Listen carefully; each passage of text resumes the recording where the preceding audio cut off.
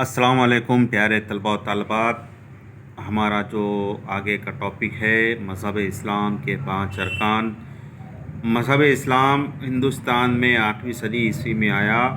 یہودی اور عیسائی مذہبی کی طرح مذہب اسلام بھی وحدانیت کے نظریے پر قائم ہے، یعنی کہ مذہب اسلام بھی ایک اللہ کو مانتا ہے۔ مذہب اسلام کی مقدس مذہبی کتاب قرآن پاک ہے، جو عربی زبان میں لکھی ہوئی ہے، یعنی مقدس جو کتاب ہے کون سی ہے؟ قرآن پاک ہے اور عربی زبان میں لکھی ہوئی ہے۔ اسلام نے اپنے ماننے والوں کو 5 اہم ارکان پر عمل کرنے کی تلقین کی ہے جو مندرجہ ذیل ہے۔ اب مذہب اسلام کے 5 ارکان کون سے ہیں؟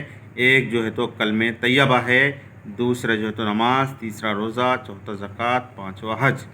تو پہلا کیا ہے؟ کلمہ طیبہ۔ مذہب اسلام کے 5 ارکان میں سب سے اہم رکن کیا ہے؟ کلمہ طیبہ ہے، جس کے ذریعے کوئی شخص اللہ اور اس کے رسول پر ایمان لاتا ہے۔ یعنی ایمان لانے کے لیے کلمہ طیبہ کا پڑھنا ضروری ہے، یعنی ایک اللہ پر ایمان لانا ضروری ہے اور اس کے رسول پر ایمان لانا بے حد ضروری ہے۔ کلمہ طیبہ پر ایمان و یقین کے بغیر کوئی شخص مسلمان نہیں ہو سکتا۔ اب دوسرا دیکھیے کہ نماز کی کلمہ طیبہ پڑھ کر وہ اسلام میں داخل ہو جاتا ہے، اللہ اور اس کے رسول پر ایمان لاتا ہے تو وہ مسلمان بن جاتا ہے، ایمان میں داخل ہو جاتا ہے۔ اور ایمان میں داخل ہونے کے بعد میں جو دوسرا اہم رکن ہے کہ ہر مسلمان بالغ مرد اور عورت کے لیے لازمی ہے کہ وہ دن میں 5 وقت کی نمازیں ادا کرے۔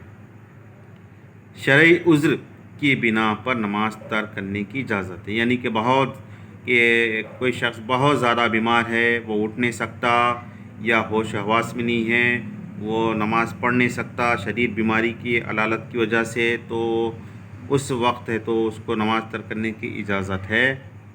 اور نمبر 3 دیکھیے کہ روزہ ہر بالغ مسلم مرد و عورت پر سال بھر میں ایک دفعہ رمضان کے مہینے میں 30 دن کے روزے رکھنا فرض ہے، البتہ کسی شرعی عذر کے باعث روزے ترک کرنے کی اجازت ہے۔ یعنی کہ ہر بالغ مسلم مرد و عورت پر سال بھر میں ایک دفعہ رمضان کے مہینے کے 29 یا 30 جتنے روزے ہوتے ہیں وہ رکھنا فرض ہے، البتہ کسی شرعی عذر کے باعث روزے ترک کرنے کی اجازت ہے، یعنی بہت یا شدید علالت ہے، بیماری ہے، کمزوری ہے یا ہوش حواس میں نہیں ہے تو اس وقت ترک کرنے کی اجازت ہے، لیکن بعد میں ان ترک کیے گئے روزوں کی قضا کرنا یا اس کا کفارہ ادا کرنا لازمی ہے۔ ٹھیک ہے، اور آگے دیکھیے کہ نمبر 4 زکوٰۃ۔ زکوٰۃ کس پر فرض ہے؟ جو صاحب استطاعت ہو، مراد جس کے پاس سال گزرنے پر اپنی ضرورت سے زائد 428 گرام چاندی یا 62 گرام سونا ہو، اس مسلمان بالغ مرد یا عورت کے لیے لازمی ہے کہ وہ سال میں ایک دفعہ زکوٰۃ کی صورت میں اپنے مال و دولت کا 2.5% حصہ غریبوں، مسکینوں اور ضرورت مندوں میں تقسیم کرے۔ یعنی آپ کے پاس ضرورت سے زیادہ مال ہو اور 1 سال گزرنے پر اس پر جو ہے تو 2.5% 2.5% حصہ غریبوں، مسکینوں اور ضرورت مندوں میں تقسیم کرنا ضروری ہو جاتا ہے، اس شخص پر زکوٰۃ دینا فرض ہو جاتا ہے۔ وہ اس سے انکار اگر کرے گا یا زکوٰۃ نہیں دے گا تو وہ بہت ہے تو بڑا گنہگار ہوگا اور اس کو کی سخت قیامت میں روز حشر میں سخت اسے پوچھ ہوگی۔ تو یعنی جو امیر ہے جس کے اوپر زکوٰۃ فرض ہے اسی امیر پر ہی ہوتی ہے، جس کے پاس کچھ نہیں ہے اس کو زکوٰۃ دینا لازمی نہیں ہے، اس کے اوپر زکوٰۃ فرض نہیں ہے۔ اور نمبر 5 دیکھیے مذہب اسلام حج۔ مذہب اسلام کے ماننے والے ان تمام افراد کے لیے جو صاحب استطاعت ہو، ضروری ہے کہ اپنی ساری زندگی میں کم از کم ایک دفعہ حج کی ادائیگی کرے۔ اب حج بھی کس پر فرض ہے؟ جس کے پاس پیسہ ہے وہ صاحب استطاعت ہو اور وہاں تک وہ آسانی سے پہنچ سکتا ہو، جا سکتا ہو، اس پر حج فرض ہے، وہ حج چھوڑ نہیں سکتا۔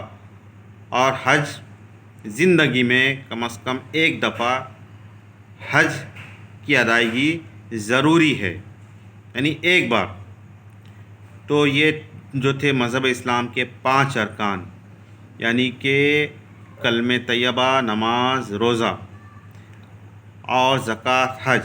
اب یہ اوپر کے جو 3 ہیں، کلمہ طیبہ، نماز، روزہ، اب آدمی غریب بھی ہو تو اس کے لیے اوپر کے جو 3 ہیں، کلمہ طیبہ، نماز، روزہ، یہ 3 تو کمپلسری ہے، اس سے اس کو یعنی کہ معاف نہیں ہے، اس کو رکھنا ہی رکھنا ہے۔ اور زکوٰۃ اور حج، یہ جو صاحب استطاعت ہے، زکوٰۃ اور حج ان پر فرض ہے، یعنی کہ مذہب اسلام کے 5 اہم ارکان ہے۔ ٹھیک ہے، یہ آپ کو امید ہے سمجھ میں آ گیا ہوگا۔ انشاءاللہ تعالیٰ اگلے پیریڈ میں ہم جو ہے تو دوسرے مذاہب کے بارے میں جانیں گے۔ تب تک کے لیے اللہ حافظ، اور آپ سے گزارش ہے کہ جلد سے جلد آپ جو تو سماجیات کی کتاب خلیق الرحمن سر کی جو ڈائجسٹ ہے وہ جلد سے جلد خریدیں تاکہ آپ کو سمجھنے میں آسانی ہو۔ اللہ حافظ۔